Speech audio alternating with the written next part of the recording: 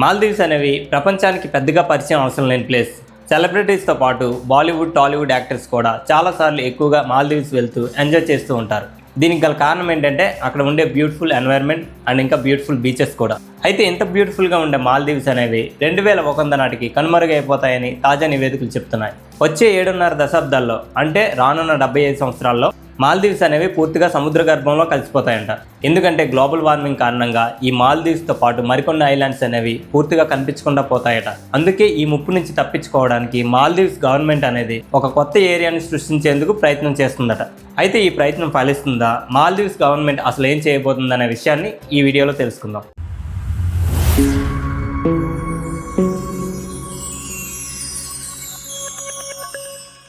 నమస్తే all, welcome to my channel. మీకు తెలుసా, దిస్ ఈజ్ నాగ్ సతీష్. వీడియోలోకి వెళ్ళే ముందు thank you everyone who supporting my channel and my videos. Information useful అనిపిస్తే మాత్రం don't forget to like this video.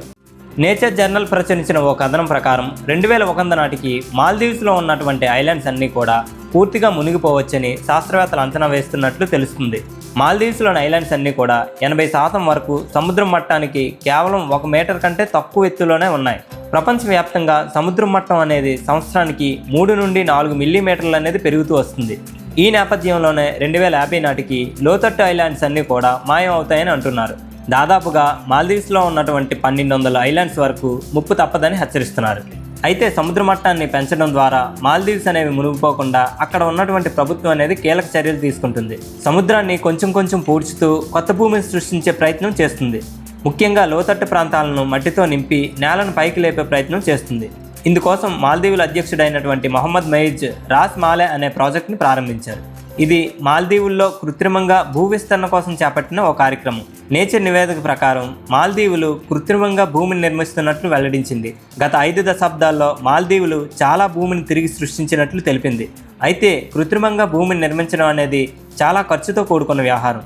అంతేకాదు, కృత్రిమంగా భూమిని నిర్మించడం వల్ల సముద్ర జీవులకు తీవ్ర ఇబ్బంది కలిగే అవకాశం ఉన్నట్లు పర్యావరణ శాస్త్రవేత్తలు ఆందోళన వ్యక్తం చేస్తున్నారు. ఫిషింగ్, టూరిజం పరిశ్రమలకు కూడా చాలా ప్రమాదకరం అంటున్నారు.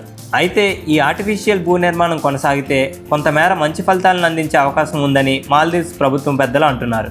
గ్లోబల్ వార్మింగ్ కారణంగా మాల్దీవ్స్తో పాటు చాలా ఐలాండ్స్ మునిగిపోయే అవకాశం ఉన్నట్లు చెప్తున్నారు. అలాంటి వాటిలో ఫిజీ కూడా ఒకటి.